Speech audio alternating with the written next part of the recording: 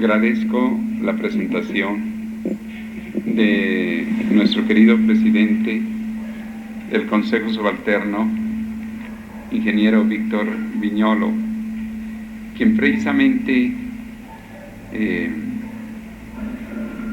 somos en cierto modo huéspedes de él, puesto que al encontrarnos en el Colegio de Ingenieros, donde él ocupa un cargo directivo, pues sentimos con ello estar, digamos, en casa de uno de nuestros más dedicados directivos.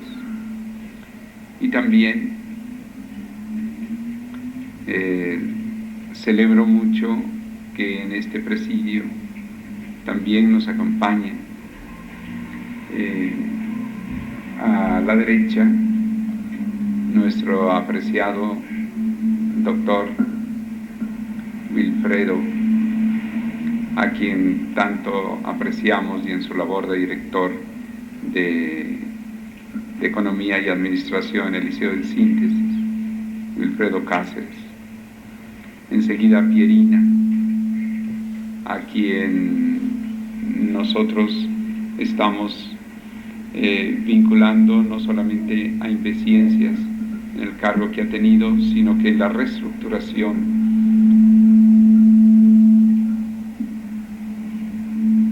yo creo que se necesita que esté fijo.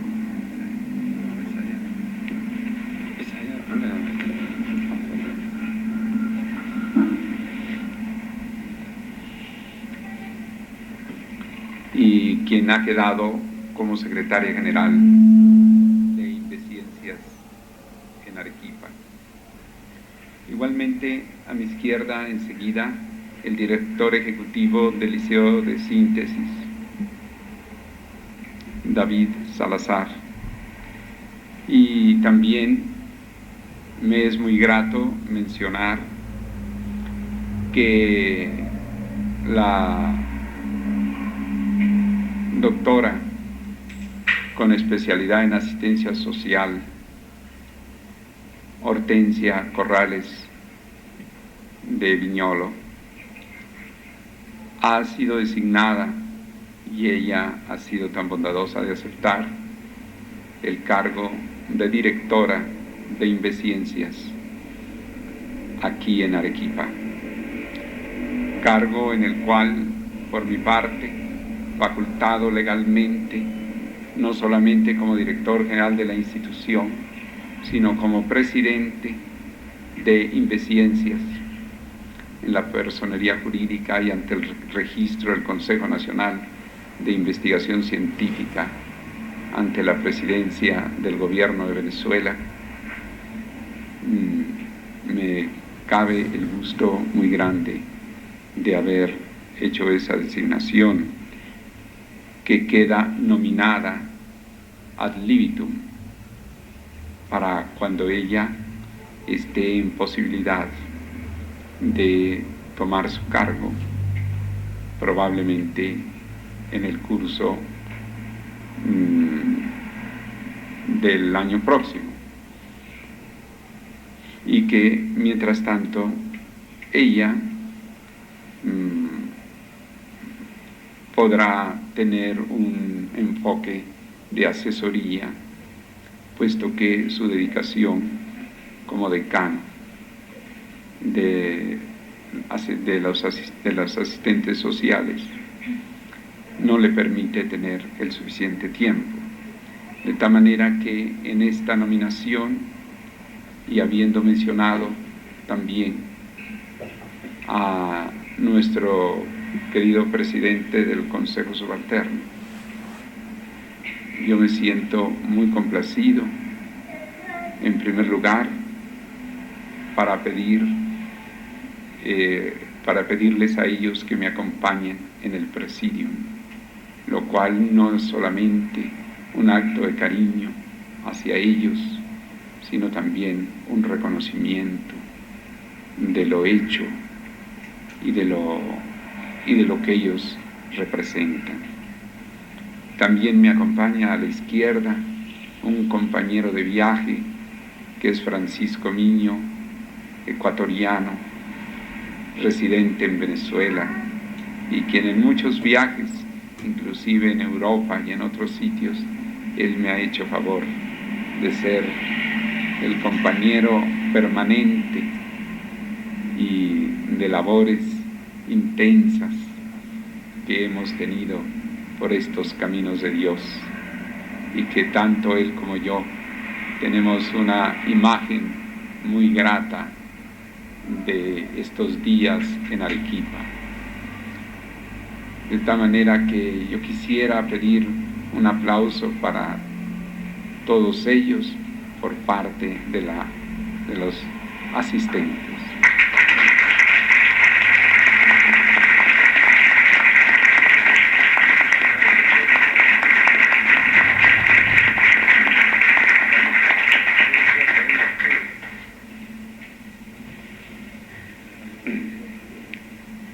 El tema de esta noche es cultura y alimentación. Está inspirado en una expresión del maestre doctor C. Reynó de la Ferrier, fundador de nuestra noble institución, quien decía que la base de evolución del hombre es la cultura y es la alimentación. Quisiera pues abordar un poco al respecto. En primer lugar, hablemos un poco de cultura. ¿Qué podemos entender por cultura? Hay bastantes definiciones en las enciclopedias, en los diccionarios. Sin embargo, a final de cuentas, yo propondría a ustedes una noción, más que una definición, una comprensión de la palabra cultura. Yo me atrevería a llamarla como visión de vida. Visión de vida es lo que representa para algunos de nosotros la palabra cultura.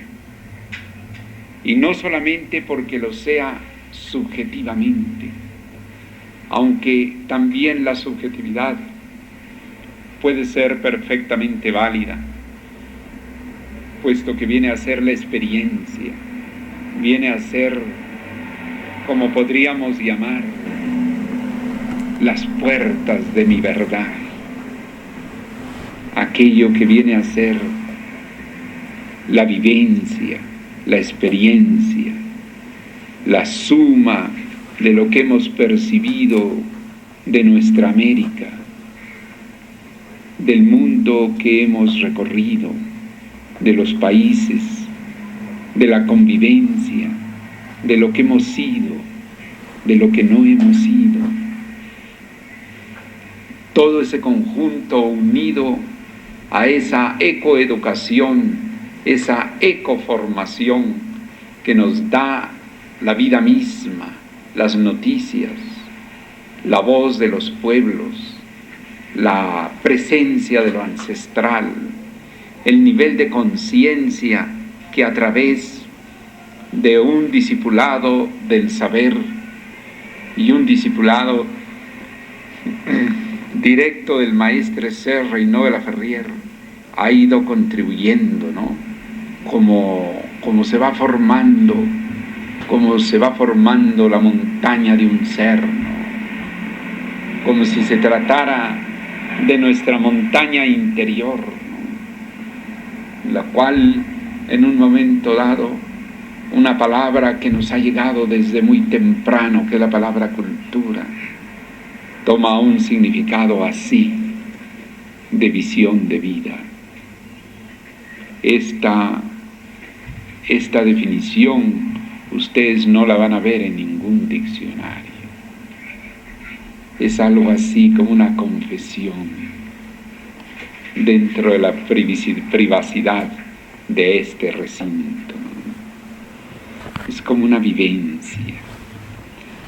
Pero resulta que esta vivencia está fortalecida por lo que hemos podido observar del hombre lo que hemos sabido el hombre primitivo y a través de un poco de filosofía de la historia, si pudiéramos llamar una filosofía de la sociología.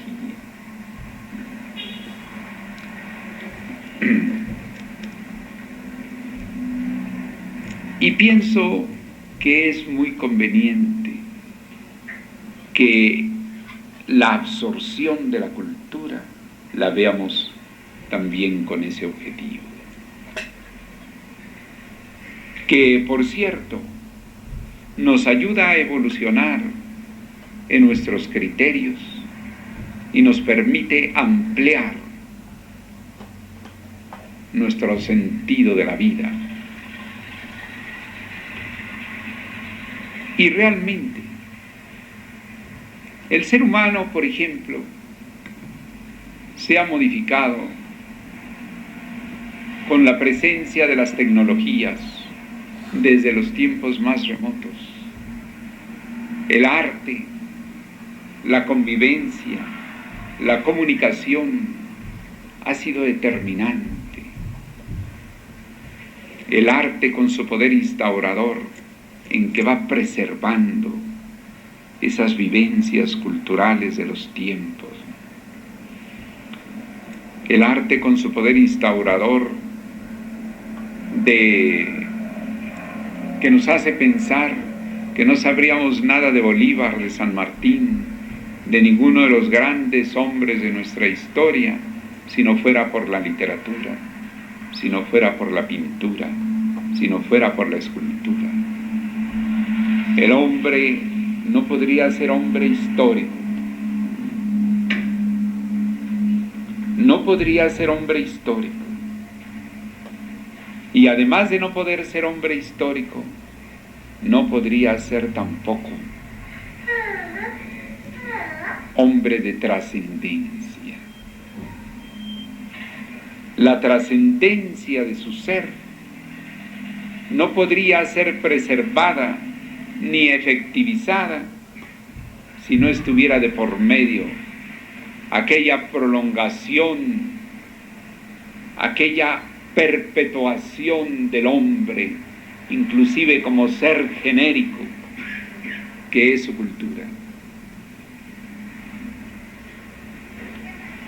¿Y hasta qué punto podríamos hablar de una cultura individual?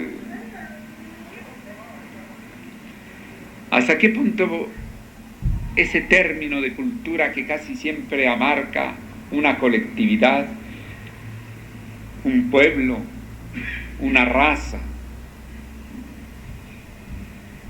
podríamos verlo también con su valor individual, con su valor interno? Observamos, por ejemplo, que de acuerdo al ambiente de su tiempo, el hombre se desenvuelve. Dice Jacob Wasserman, el escritor judío alemán, que el hombre vive para su círculo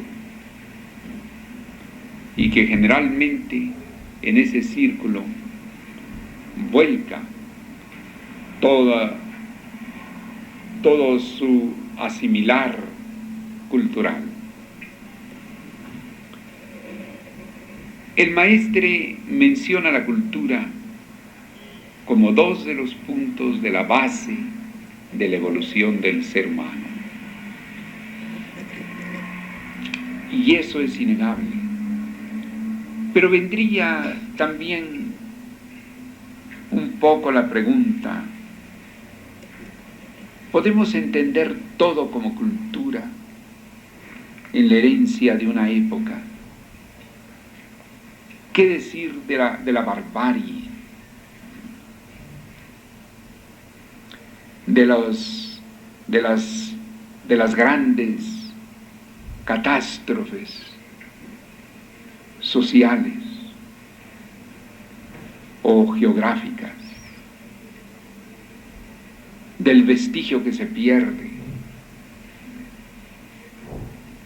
del hombre desconocido, del héroe desconocido, del genio desconocido. Podríamos decir que ello estaría también dentro de nuestra formación cultural. Realmente no podríamos considerar la barbarie como cultura, pero el estudio de la barbarie sí entra al campo de la cultura.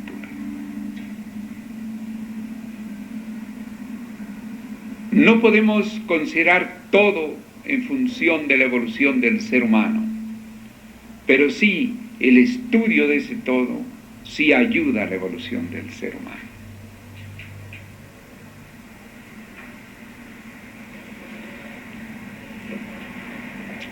Desde ese punto de vista, podríamos decir que lo constructivo, la cultura, tiene el poder de alimentarlo y de transmutar hasta la barbarie en cultura. Cuando estudiamos el cambio de la era de Aries a Piscis, con la tremenda invasión de los hunos, de los bárbaros, sobre la Grecia antigua, sobre Roma, sobre la cultura latene que estaba en el centro de Europa, donde ahora es Ginebra, y vemos su tremendo poder destructivo. Pero al estudiarlo,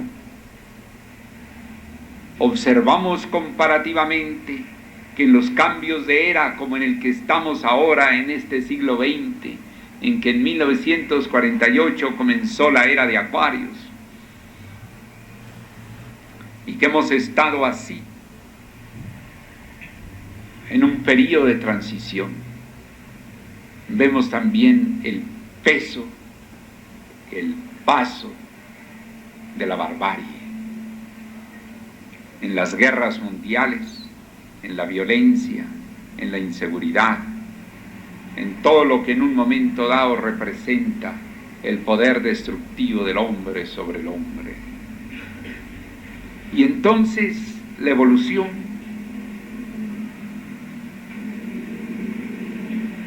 ¿podríamos hablar de un fracaso de la cultura? No, si lo comprendemos como una visión y como una experiencia y como una lección y como un aprendizaje, como una substanciación de la experiencia genérica de nuestra especie. Nuestra especie va también acumulando valores herenciales, hasta en nuestros genes van operando. Pero también en su espiritualidad, en su conquista de la ciencia, de la filosofía, del arte y de la didáctica, hay indudablemente el anhelo de una edad de oro para el hombre. La cultura toma actualmente dos caminos fundamentales, aun cuando no están designados así. Aun cuando no se les conoce popularmente en los términos que lo voy a decir. Toma el camino o de la deformación crítica del siglo XX, en la cual el criticismo ha llegado a su punto álgido, hasta considerar que es más hombre de talento y de preparación el que tiene un sentido muy crítico, el que tiene una capacidad crítica, y que por lo tanto se exaltan los valores del ejercicio crítico, de un conocimiento, de un estudio, se le pondera, y que ya ha comentado Simone de Beauvoir, la compañera de Jean-Paul Sartre, que ha escrito La ceremonia del adiós con respecto a la desaparición de Jean-Paul Sartre. Le comentaba a ella, a un mutuo amigo nuestro, que había sabido de un artículo que habíamos escrito sobre la deformación crítica del siglo XX, que estaba interesada en que ese tema se diera en Francia porque Francia estaba enferma de criticismo. Por lo tanto, la vía de la cultura también ha tomado como fin, como etapa de fin de era, puesto que la era de Piscis tiene como signo opuesto a Virgo, que Virgo es también el signo que favorece en algunos momentos el sentido crítico y que por lo tanto se viene a ser como una exacerbación final de las características del signo opuesto a Piscis, ese acendrado criticismo,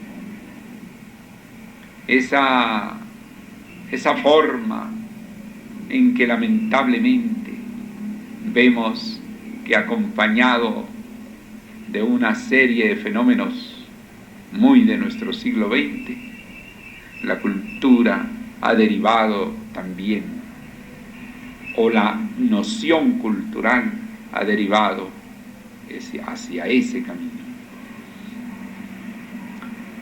Pero decíamos que había dos alternativas fundamentales. La otra es la que podría resumirse en un criterio que dijera la búsqueda de la edad de oro esperada, en que en el anhelo más íntimo de los seres humanos hay el deseo de paz, de tolerancia, de verdad, de comprensión, de fraternidad universal, de superación intelectual, de perfeccionamiento espiritual, de presentimiento de una era de investigaciones verdaderas, como son los ideales mismos de la GFU, que hablan también de unión de las ciencias, de unión de las religiones, de un mundo unido por la sabiduría. ¿Por qué enfocamos estas alternativas genéricas de este tiempo? Porque además de ser típicas de una era que se va y una era que llega, en medio de la confusión de la etapa actual en que se encuentra, tenemos que reconocer además que casi todas las búsquedas del hombre se definirían hacia esa edad de oro esperada. Me dirán ustedes, ¿pero cómo? Tratar de englobar el pensamiento actual mundial. Sí, me refiero a su característica más de fondo. Es decir, por una parte, como dijimos, o la deformación crítica del siglo XX, o el anhelo de una edad de oro esperada.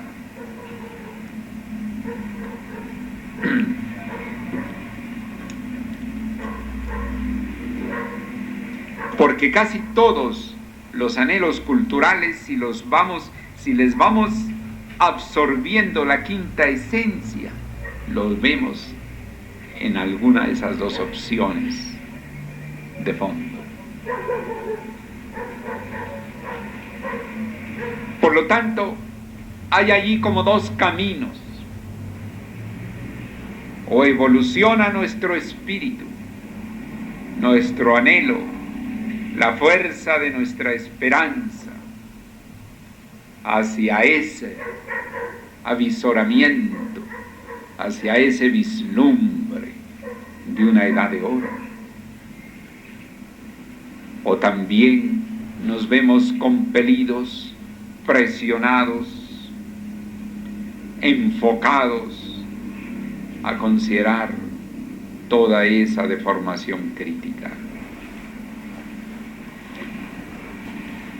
Luego tendríamos, bordando alrededor de ese pensamiento del maestre, cultura y alimentación son la base de la evolución del hombre. En cuanto a cultura, para cerrar un poco este punto, el tema, y entrar al de la alimentación, tendríamos que decir ciertamente es una gran alternativa, como la alternativa del arcano sexto de las enseñanzas herméticas del antiguo Egipto, en que se llama los dos caminos. Por lo tanto, queda ciertamente en nuestra época el abocarnos a una cultura de constructividad, una cultura de positividad, una cultura de servicialidad, una cultura de trascendencia, una cultura que busque construir un mundo para una edad de oro, un sentimiento cultural positivo y quizás titánico. O queda también lo otro, revertirnos hacia un impulso crítico, nihilista, nadaísta, negador, decepcionado, frustrado, destructivo, absolutamente insatisfecho, trágico.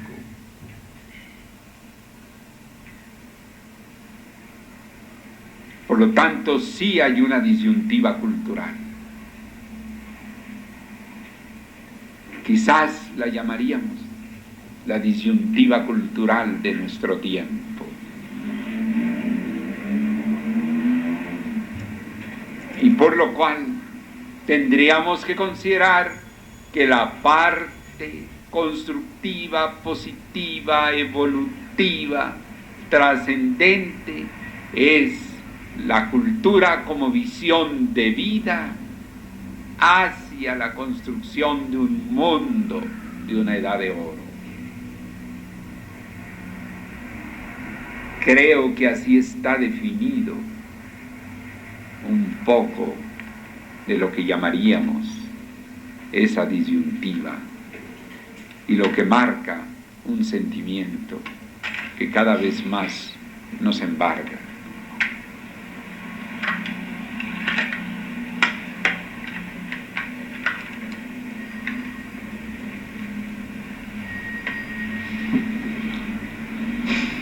Y que constituye, decíamos, un sentimiento que cada vez más nos embarga. Vamos a dejar como un paquetito de física cuántica en un lugar el tema de la cultura y vamos a pasar al tema de la alimentación. También, indudablemente, nos encontramos, así como en una etapa de transición entre dos eras, nos encontramos frente a una gran disyuntiva. Nos encontramos frente a un horizonte que también se nos presenta en cierto modo involutivo, en cierto modo evolutivo.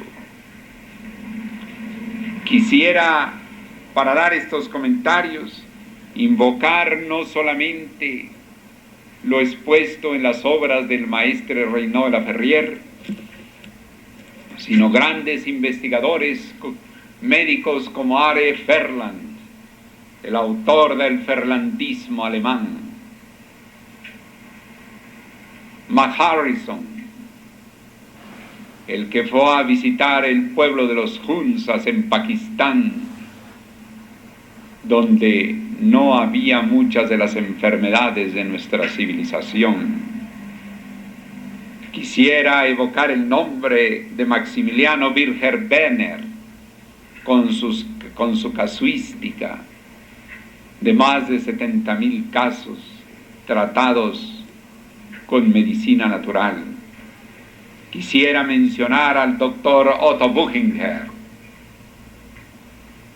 que con su clínica en Suiza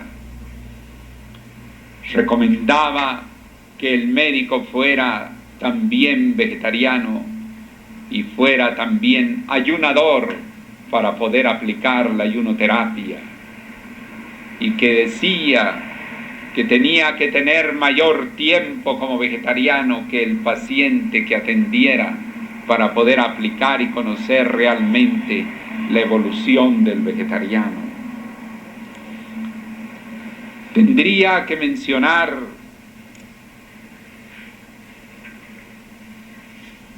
a Michael Gingere,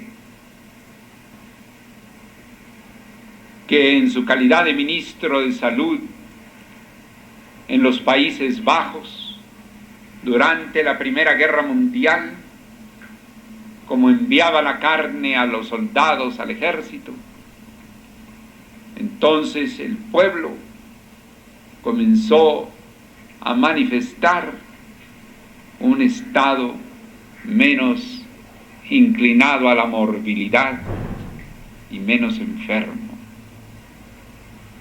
Quisiera recordar al doctor Caviedes, que en un congreso de medicina natural en Londres dijera que si la medicina no se pone a la vanguardia del anhelo de una salud natural y no una salud artificial, los pueblos irían por encima del criterio médico y comenzarían a impulsar ese criterio, lo cual esa profecía dirigida en Londres por el doctor Caviedes se ha cumplido ante el boom gigantesco en todo el continente del consumo de productos naturales para la comida. Quisiera recordar al doctor Martin Scola, catedrático de la Universidad Central de Venezuela, austríaco de origen, y quien demostró en su cátedra y en su texto publicado por la Universidad Central de Venezuela en la década pasada, que el hombre necesita una alimentación fermentativa y no putrefactiva, y que habló tan hondamente de la degeneración alimentaria y de la regeneración alimentaria, inclinándose en forma completa a una revisión de las tablas de necesidades proteínicas en el caso de todos aquellos que no comieran las carnes. Quisiera recordar también al doctor Eduardo Alfonso, médico español que en la mitad del primer siglo luchara en compañía del doctor Ibarra y del doctor Remartínez para que no le quitaran sus cátedras de medicina, en la cual ellos hablaban de medicina natural, y a pesar de todas las presiones que ejercieron sobre ellos tres, ellos quedaron incólumes, no perdieron su cátedra y produjeron diversas obras tratando de llevar adelante el ideal y la investigación de una medicina natural y de una alimentación natural para lograr una salud no artificial y para lograr una medicina dentro de lo posible, no artificial. Quisiera también hacer memoria de un médico peruano, Carlos Casanova Lenti, que durante algún tiempo él estuvo solo en el Perú, afrontando presiones inclusive de la Federación del Colegio Médico, porque él había visitado Alemania, porque él estudió medicina con el anhelo de conocer la medicina natural y visitó las clínicas alemanas, inclusive se casó en Alemania y después regresó al Perú, donde él durante un tiempo por lo menos ha tenido una profunda preocupación y ha publicado su obra Neo-Hipocratismo. Quisiera seguir evocando otros nombres, también de quienes con base en circunstancias de conocimientos de medicina natural han buscado cierta aplicación tecnológica, cierta aplicación más accesible para tratar de volver hacia un ciclo de curación más natural, más económica, más revolucionaria de los conceptos, como es el doctor Federico Hunicke, que en compañía de su hermano y del genio alemán también Ernesto Adler, abordaron la terapia neural, las interferencias dentarias y otras varias formas de interferencias en lo que respecta a la bioenergética del cuerpo humano, a los milivoltios que se detectan con aparatos moleculares que miden los milivoltios,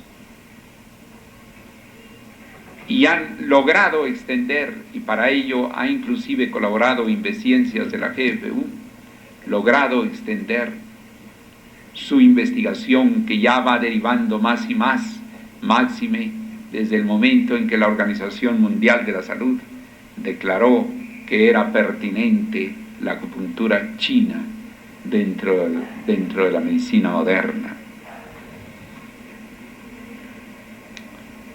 Quisiera seguir evocando una serie de nombres. ¿Cuántos serían? Aproximadamente unos 300, entre los cuales la mayor parte son alemanes. Hay otros de otras nacionalidades europeas, otros de Filipinas y también de Sudamérica. Pero el tiempo no alcanza para seguir hablando en ese sentido. Y quisiera decir que por otra parte, como hablamos de una disyuntiva en la primera parte de nuestra exposición, hablamos ahora de otra. ¿Cuál sería la primera disyuntiva acompañando estas evocaciones? La de que el hombre aprenda a comer, la de que el hombre autoinvestigue qué come y qué efecto tiene, de que el hombre aprenda a alimentarse y de que se preocupe de que grandes eminencias han publicado libros, muchos de ellos que no han llegado a nuestra América por causa de la guerra mundial, ya que aun cuando muchos de estos grandes médicos no tenían nada que ver con el fenómeno hitleriano, pero el hecho histórico, el suceso de aquel tiempo de las guerras primera y segunda, hicieron que aquellos libros y que aquel quehacer maravilloso no llegara a nuestras fronteras, puesto que Alemania quedaba frente a sus grandes errores y los grandes errores de sus dirigentes, habiendo propiciado las 2 guerras mundiales, pero en lo cual quedaran como víctimas de la guerra, no solamente los que quedaron sembrados por la metralla, sino también el conjunto de enfermos que no pudieron ser atendidos por una investigación más cabal, más excelente. Y también para todos aquellos médicos cuyo avance en su investigación quedó sin comunicación durante bastante tiempo. Pero afortunadamente aquello no podía quedar ignorado del todo. Y también se hacían profundizaciones de esta naturaleza en los Países Bajos, en Inglaterra, en Francia.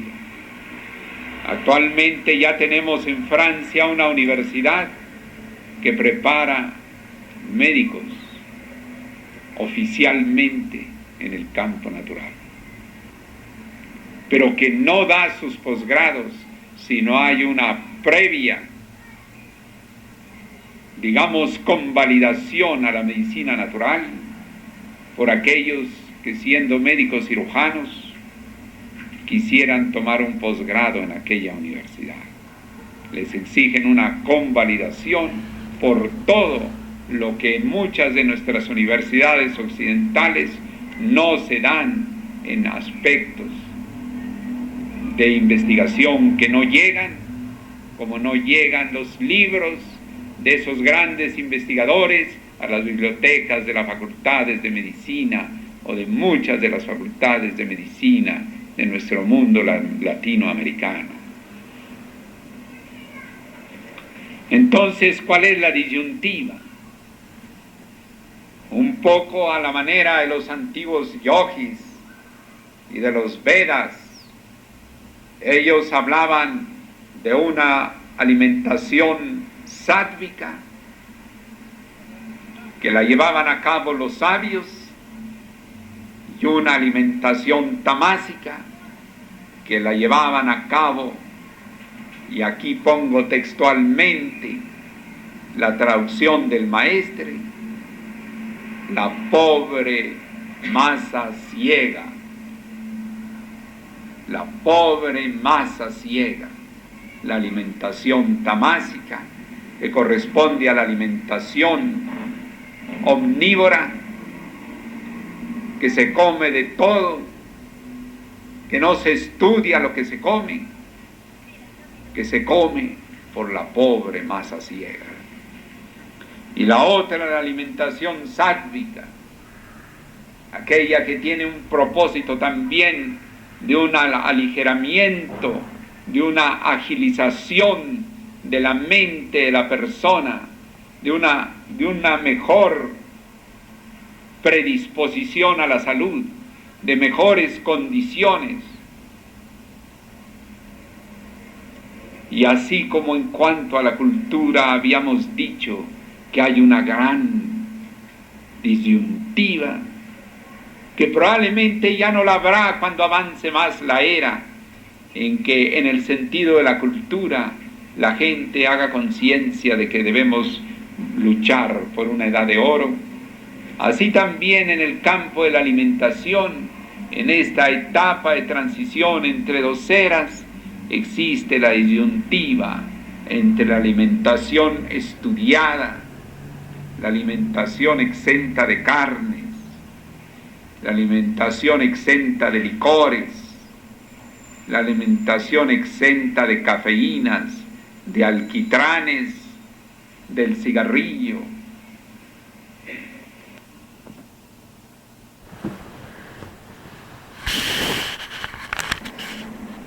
llena de hábitos de autoinvestigación. Y sabemos que es tanta la transformación del ser humano por su alimentación, que George Knapp decía: dime cómo comes y te diré quién eres. Como diría Otto Buchinger, que era de las primeras preguntas que hacía a sus pacientes: ¿qué tiempo tiene usted como vegetariano? Porque ese tiempo le marcaba al doctor Buchinger una orientación hasta para el diálogo con el paciente. Con mayor razón para la visión clínica y para la terapia.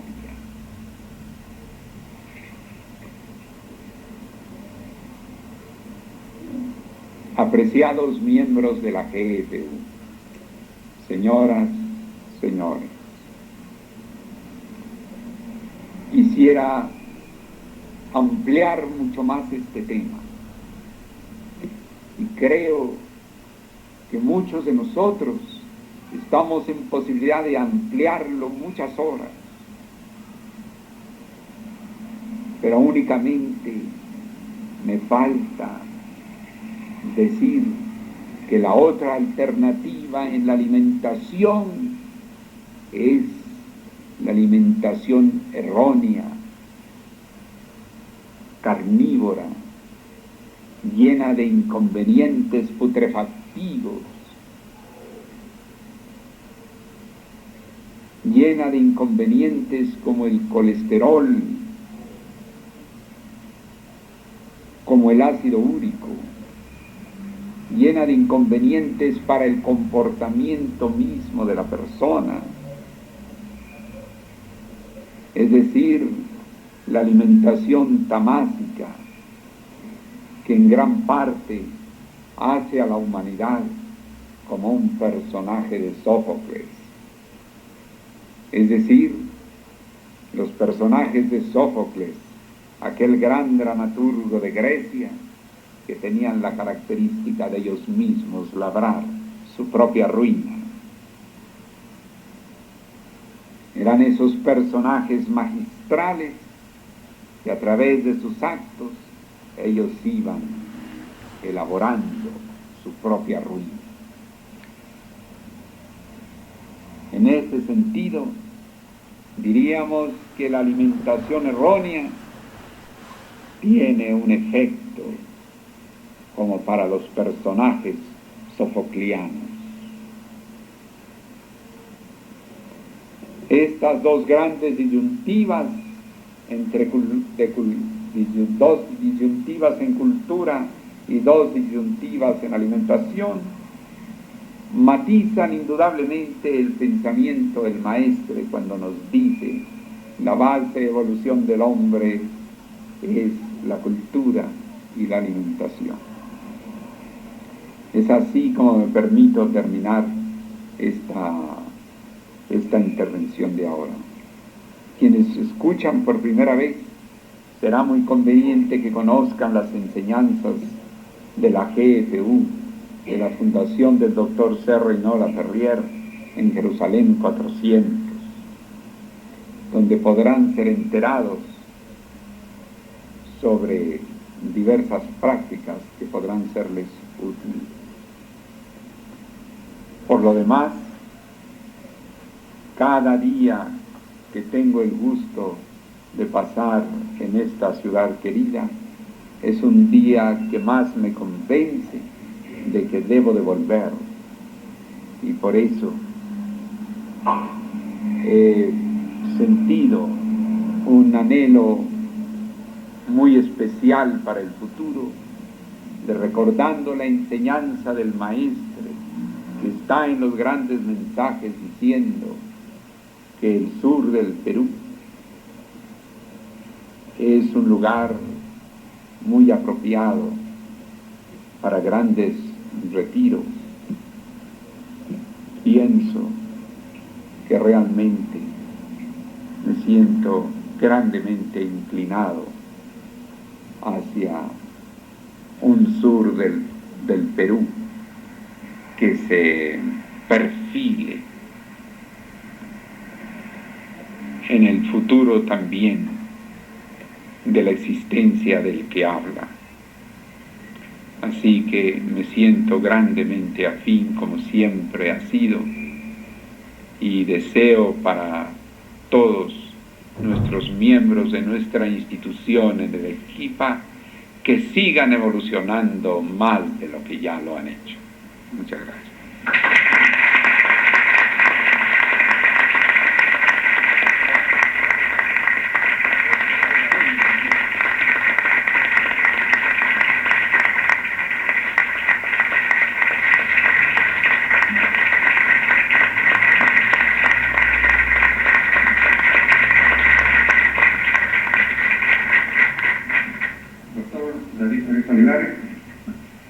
Esta tarde recibí una llamada telefónica del ingeniero Aníbal Vázquez Zúñiga, decano del Colegio de Ingenieros Filial de Arequipa, quien me pedía que en mi condición de miembro de la directiva central de esta filial y presidente del capítulo de ingenieros mecánicos electricistas, le transmitiera que él no podía estar presente en estos momentos por tener que asistir a una reunión que se está realizando en estos momentos en el Colegio de Arquitectos, viendo la problemática del cono norte de la ciudad, donde el Colegio de Ingenieros juega un papel preponderante, pero que sin embargo había tenido noticias de su llegada, que lo conocía referencialmente y que le daba sus más cordiales bienvenidas a nuestro local y que se sintiera como en su casa.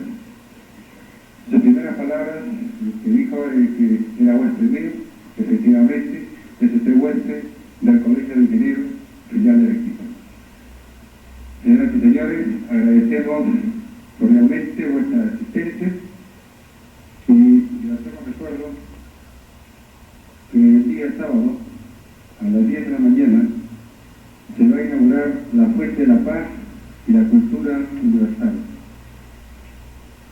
El lugar de esta inauguración es la primera cuadra de la avenida Bolognesi y Anahuaca, a las 10 de la mañana. En el programa figuran las palabras del señor alcalde de Arequipa, las palabras del señor alcalde de la villa de Anahuaca, el develado de la placa de mármol por el PhD, honorable doctor David Ferriz Olivares, juez ilustre